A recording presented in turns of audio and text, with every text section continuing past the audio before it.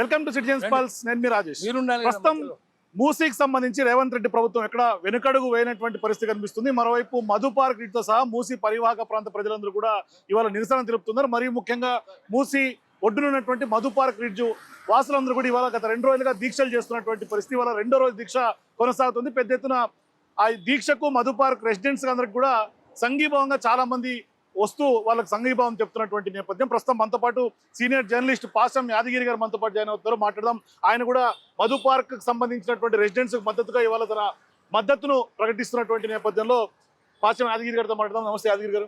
Sir, ఏంటి sir Revanth గారి యొక్క ఆలోచన మూసీకి సంబంధించి వెనుకడుగు వేసే పరిస్థితిగా కనిపించట్లా. ఖచ్చితంగా మూసీ సుందరీకరణ జరగాల్సిందే, ప్రక్షాళన జరగాల్సిందే అంటున్నాడు.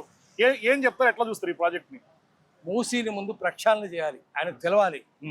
ఎందుకంటే మూసీ నది ప్రవహించేది అనంతగిరి నుంచి ఓడరేవు, వాడపల్లి, అది ఓడలపల్లి, ఓడలు అక్కడ ఆగుతాయని ఓడపల్లి అన్నారు.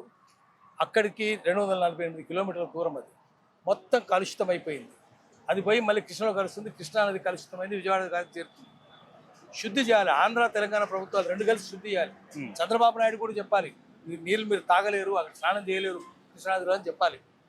అది ఎవరు చెప్పట్లేదు. నిజానికి శుద్ధి చేస్తే వాళ్ళకి డబ్బులు రావు. వాళ్ళకు లంచాలు రావాలంటే ఇన్ఫ్రాస్ట్రక్చర్లోనే వస్తాయి. ఇన్ఫ్రాస్ట్రక్చర్ అంటే సుందరీకరణ, మొత్తం కాంక్రీట్ చేసేస్తే డబ్బులు వస్తాయి. ఎక్కడైనా రాజకీయ నాయకులు ప్రాజెక్టులు కడితే పైసలు వస్తాయి, ఇన్ఫ్రాస్ట్రక్చర్లో పైసలు వస్తాయి. వాళ్ళకి లంచాలు కావాలి అంతే తప్ప సుందరీకరణలు ఏమొస్తుంది వాళ్ళకు? దానివల్ల ఏం రాదు.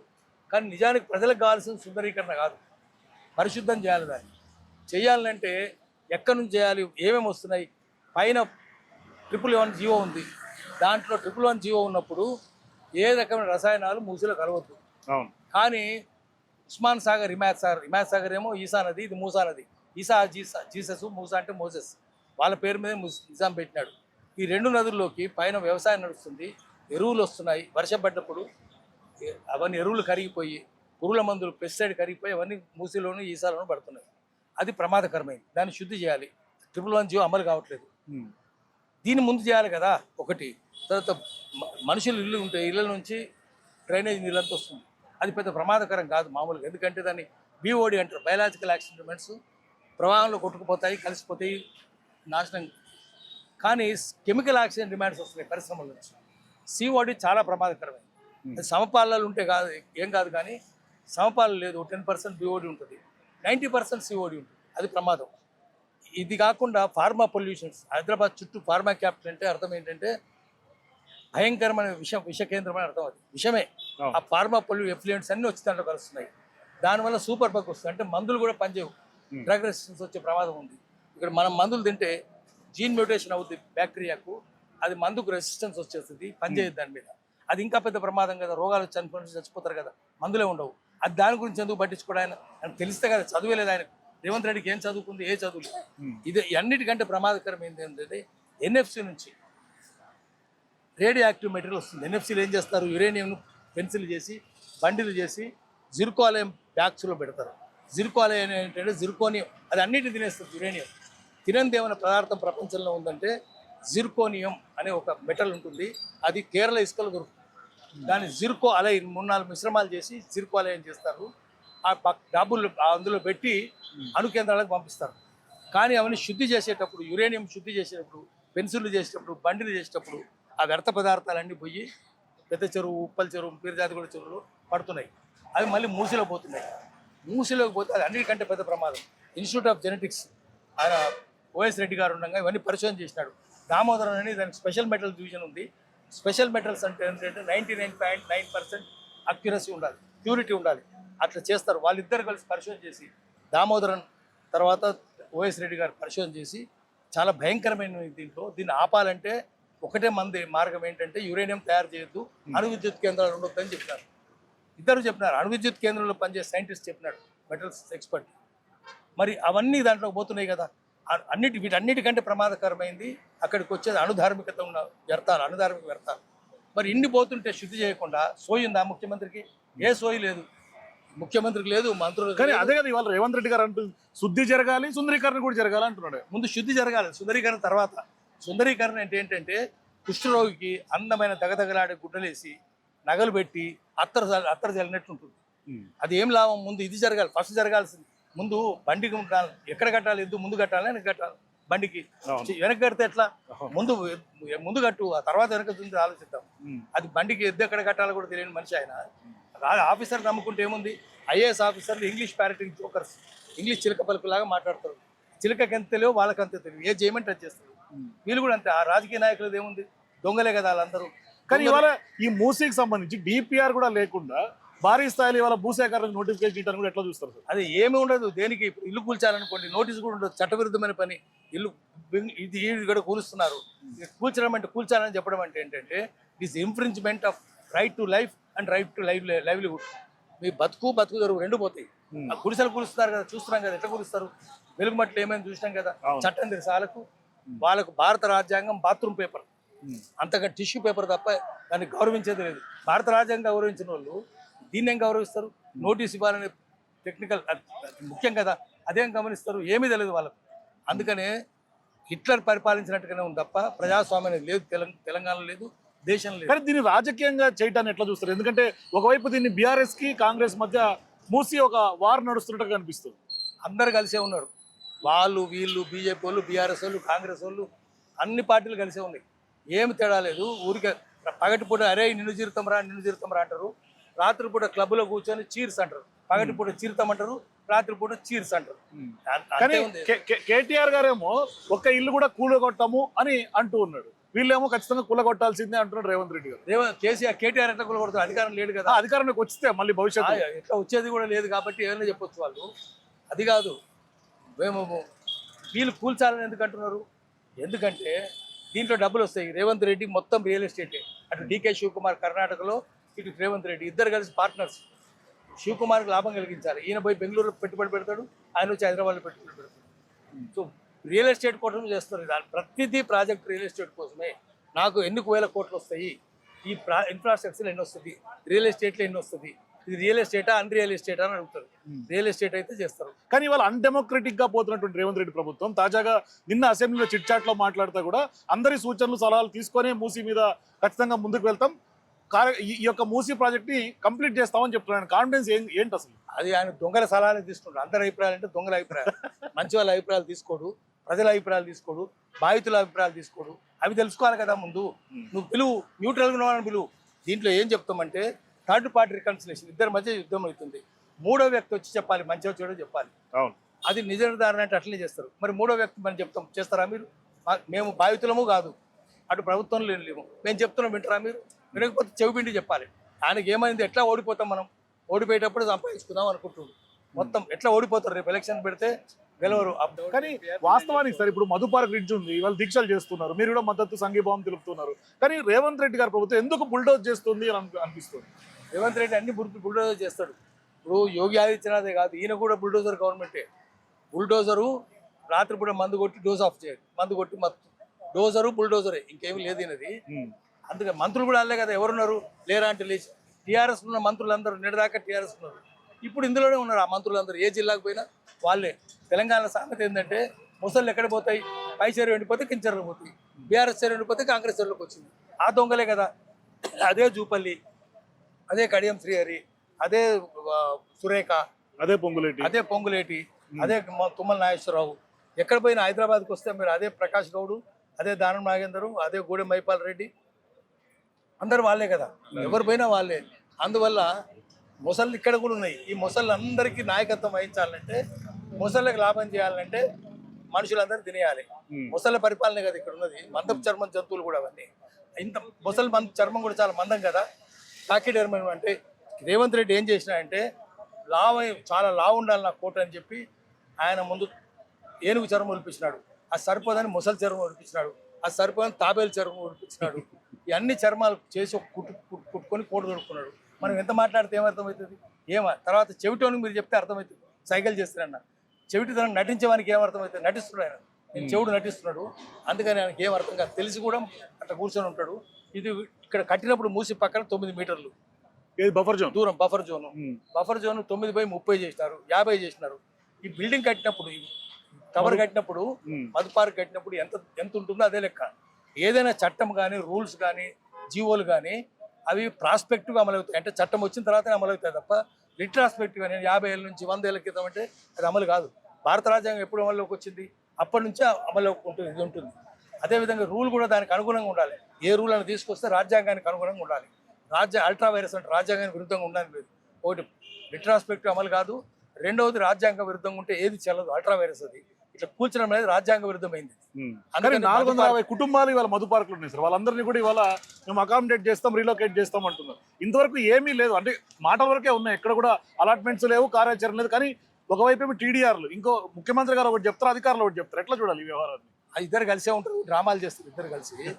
అయితే 450 కదా టవర్స్, 450 ఫ్యామిలీస్ 450 ఫ్యామిలీస్ ఇక్కడ ఉన్నాయి. ఇది 450, రేవంత్ రెడ్డిది 420, 420 అందుకని 420 గవర్నమెంట్ 450 నెలలెక్క పెడుతుంది. అందుకని 420 ఏం చేయాలో మనం చూడాలి. చట్టం మనమే చేయాలి. ఒక పిల్లేస్తే చాలా అయిపోతుంది. ఆయనకు అర్థమైతే లేదు. ఆయన మధ్యలో అంటే వేసుకునే గోలి పిల్ల లేకుంటే కోట్ల పిల్ల, ఆయన నిద్రపోయే పిల్లు వేసుకుంటుండే. ఆయన మత్తు పిల్లు వేసుకుంటుంది. మనం పబ్లిక్ ఇంట్రెస్ట్ లిటిగేషన్ పెడితే ఆగిపోతుంది. మొత్తం చట్టం వీళ్ళకి అనుకూలంగా ఉంది, సమాజం వీళ్ళకి అనుకూలంగా ఉంది, మధు పార్క్ అనుకూలంగా ఉంది. ఒక్క దొంగలు రియల్ ఎస్టేట్ మాఫియా మాత్రం రేవంత్ రెడ్డి వైపు ఉన్నారు. కానీ ఒకటి సార్, ఇక్కడ ఇదే మధు పార్క్ 450 కుటుంబాలు ఉన్నాయి. కానీ రీసెంట్ గా ఆయన కొత్తవాళ్ళగూడలో మాట్లాడతా అపార్ట్మెంట్ లో ఓట్లు వేస్తే రాజేంద్రనగర్ ఎమ్మెల్యే ప్రకాష్ గెలవలేదు, బస్తీలో అంటే ఇక్కడ కూడా డిఫరెన్షియేట్ చేస్తున్నట్టు కనిపించలేదా? ఆయన చెప్తున్నాడు. ఆయన వీళ్ళ పార్టీ లేడు కదా, ఈయన పార్టీలో ఉన్నాడు. ఆయన పార్టీ లేనప్పుడు వేరే పార్టీలో ఉన్నాడు. నువ్వు ఆయన సంగతి అని చెప్తున్నారు అంటే ఆయన మీ పార్టీని ఓడించాడు కదా. ఏమి దేశంలో ప్రజాస్వామ్యం ఉందా? దేశంలో చోరస్వామ్యం ఉంది. ఎవడైనా నా మిత్రుడు కానీ నా శత్రువు కానీ, దేశంలో డెమోక్రసీ అంటే రూల్ బై పీపుల్ ఉందని చెప్తే నా మిత్రుడు చెప్తున్నాడు, శత్రువు చెప్తున్నాడు. నా శత్రువు చెప్తున్నాడు బద్మాష్ గాడు, మిత్రుడు చెప్తుంటే బేకూఫ్ గాడు. దేశంలో క్లెప్టోక్రసీ ఉంది. క్లెప్టోక్రసీ అంటే రూల్ బై థీవ్స్, చోరతంత్రం ఉంది. చోరతంత్ర నాయకుడు రేవంత్ రెడ్డి, చోరతంత్ర నాయకుడు మోదీ, బుల్డోజ్ రాజ్యమే. అందుకని ప్రజలు క్షమించరు. నువ్వు ఏది చేసినా సరే జనం చీచి తూతు అంటారని తెలుసుకోవాలి. కానీ ఒకటి సార్, ఇప్పుడు మీరు అన్నారు పిల్లేస్తే ఆగిపోతుంది మధు పార్క్ అయినా లేకుంటే మూసి పరివాహక ప్రాంత ప్రజలని. నిజంగా పిల్లేస్తే ఆగిపోతుంటే రేవంత్ రెడ్డికి ఎందుకు అంత మొండి పట్టుదల? రేవంత్ రెడ్డి అనుకుంటుండే మొత్తం నేనే అనుకుంటున్నాడు. ఆయన మత్తులో ఉన్నాడు కదా, ఆయనకి ఏం తెలుస్తుంది? అంతా నేనే అనుకుంటున్నాడు. చట్టం ఏం లేదనుకుంటున్నాడు. చట్టం నా చుట్టం అనుకుంటున్నాడు. కానీ సమాజం అంతా వీళ్ళ చుట్టమైంది. ఇప్పుడు ఈ స్ట్రగుల్కు సాలిడారిటీ బేస్డ్ స్ట్రగుల్, సంఘీభావం పునాదిగా ఈ పోరాటం సాగుతున్నది.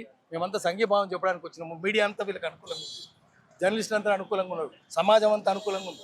ఆఖరికి వెలుగుమెట్ల వాళ్ళు కూడా వీళ్ళ గురించి మాట్లాడుతున్నారు. గుడిసెలు పోయిన పేదవాళ్ళు, ఎస్సీలు, ఎస్టీలు, కోయలు, వాళ్ళు అక్కడ మేము పోతే సార్ అక్కడ కూడా కూలుస్తున్నట్టు కదా సార్ పట్నంలా అని చెప్తున్నారు. వీళ్ళు వాళ్ళ గురించి చెప్తున్నారు, వీళ్ళు వీళ్ళ గురించి చెప్తున్నారు. ఇట్లా ఇల్లు పోయే వాళ్ళందరి మధ్య సంఘీభావం సృష్టించాలి. కానీ ఒకటి సార్, మీరు అన్నారు ఇందాక ఎఫ్లుయెన్స్, ఇండస్ట్రియల్ ఎఫ్లుయెన్స్ కలుస్తున్నాయి, మూసిలో ధార్మిక సంబంధించినటువంటి వ్యర్థాలు కలుస్తున్నాయి అన్నారు.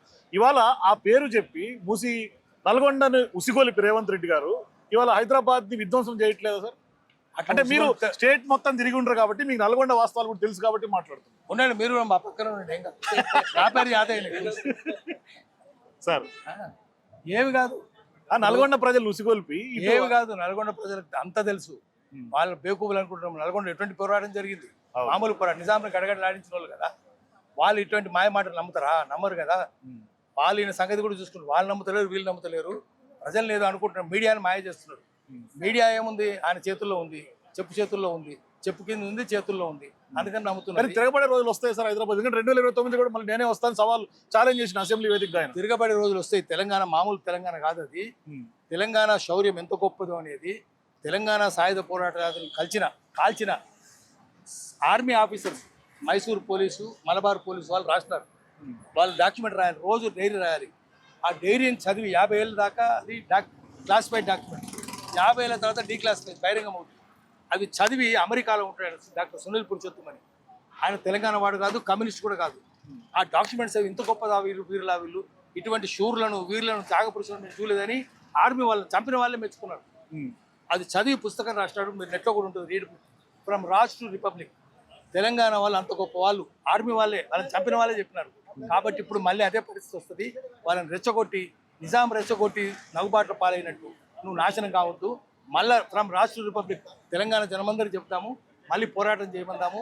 దొంగలందరూ కలిసినప్పుడు చోరతంత్రాన్ని తరిమేసి ప్రజాతంత్రం తీసుకురావడానికి సంఘీభావం పునాదిగా మళ్ళీ పోరాటాలు చేద్దాం. థ్యాంక్ యూ యాదగిరి గారు. ఇట్లా నమ్మ సీనియర్ జర్నలిస్టు ఆంధ్రజ్యోతి మాజీ ఎడిటర్ శ్రీనివాస్ గారు, ఆయన కూడా మధు పార్క్ రిడ్జ్ లో అపార్ట్మెంట్ లోనే నివాసం ఉంటున్నారు కాబట్టి ఆయన కూడా మనతో పాటు ఉన్నారు.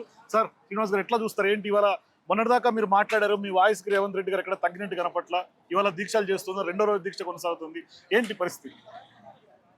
ఏముంది, ప్రభుత్వం ఇవాళ కూడా నిన్న చిట్చాట్లో మాట్లాడుతూ ముందుకే వెళ్తామని చెప్తున్నారు. అవును. సో వాళ్ళు డిటర్మిన్డ్ గా ఉన్నారు, మేము కూడా డిటర్మిన్డ్ గా ఉన్నాము. మొన్నటిదాకా అందరూ చర్చించుకున్నాం, ప్రభుత్వ ప్రతిపాదనలు ఏంటి ఆలోచించాం, కానీ ఏదో ఒకటి మనం ప్రొటెస్ట్ చేయాలని అసోసియేషన్ వాళ్ళు అనుకుని నిన్న ఇవాళ రేపు చేస్తున్నారు. లీగల్ ప్రాసెస్ కొనసాగుతుంది.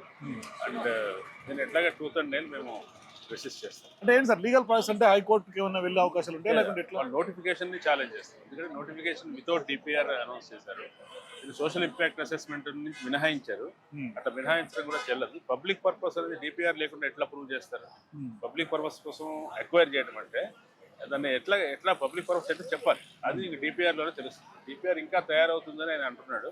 ఇంకోవైపునేమో అఫీషియల్స్ ఆల్రెడీ లేదని ఎవరన్నారు, ఇట్లా మాట్లాడుతున్నారు. కానీ డిపిఆర్ లేదు, ఉంటే అది పబ్లిక్ డొమైన్ లో ఉండాలి, అవైలబుల్ గా ఉండాలి. లేదు, కానీ డిపిఆర్ లేదు. మీకేమో ఒకవైపు భూసేకరణకు సంబంధించి ఒక ప్రకటన వచ్చింది, మరోవైపు ఎమ్మెల్యే ఒకటి ప్రకటన చేస్తున్నాడు, రేవంత్ రెడ్డి గారు ఒకటి చెప్తున్నారు, అధికారులు ఏమో టీడీఆర్లు అంటున్నారు. ఏది నమ్మాలి అసలు? ప్రభుత్వం ఎందుకు ఇంత గందరగోళంగా? ఏది రిటర్న్ గా లేదండి, ఊరికే అంతా ఓవరాల్ గా చెప్తున్నారు తప్ప ఓవరాల్ గానే మేనేజ్ చేయడానికి, భయపెట్టడానికి కానీ ప్రలోభ పెట్టడానికి కానీ ప్రయత్నిస్తారు. రకరకాల ఆఫర్స్, ఇంటికి ఇల్లు, భూమి ఇస్తామని చెప్తున్నారు ఒకవైపున, ఇంకోవైపున జీరో వాల్యూ అని చెప్తున్నారు. జీరో వాల్యూ ఒక్కటి మాత్రం అమల్లోకి వచ్చింది. అమల్లోకి రావడం అంటే దీని మొత్తం లావాదేవీలు, దీని తాకట్లు, దీని మీద రుణం తీసుకోవటాలు, కొనటాలు అన్ని కూడా రిజిస్ట్రేషన్ ఆఫీస్ లో స్తంభించిపోయినాయి.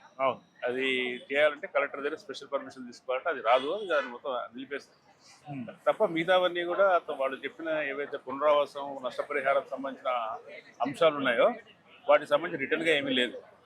డిపిఆర్ రిటర్న్ గా లేదు.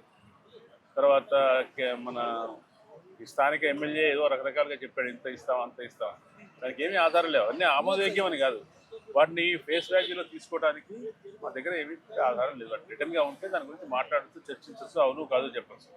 కానీ ప్రభుత్వం అంతా మౌఖికంగా వెళ్తుంది అంతా. కానీ సార్ ఇంతమందిని బుల్డోజ్ చేసి రేవంత్ రెడ్డి గారు మూసీని చారిత్రాత్మక అవసరం అంటున్నాడు. నిజంగా చారిత్రాత్మక అవసరంగా కనిపిస్తోందా ఇంతమంది ప్రజలతో చెలగాటం అంటూ? ఆయన కన్ఫ్యూజ్ చేసే ప్రయత్నం చేస్తున్నారు. కాంగ్రెస్ పార్టీ కూడా దురదృష్టవశాత్తు తన హ్యాండిల్స్ లో వాటిలో ఇటువంటి దుష్ప్రచారం చేస్తుంది.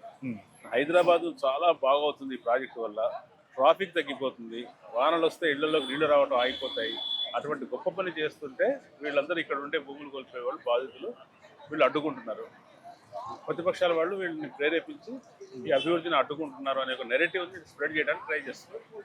కానీ వాళ్ళు చెప్పే ట్రాఫిక్కి కానీ, వర్షాకాలంలో ఇళ్ళు కాలనీలు మునిగిపోవడానికి కానీ ఈ ప్రాజెక్ట్ కానీ ఏమీ సంబంధం లేదు. ప్రాజెక్టు phase 1 మాత్రమే మొత్తం ప్రాజెక్టులో.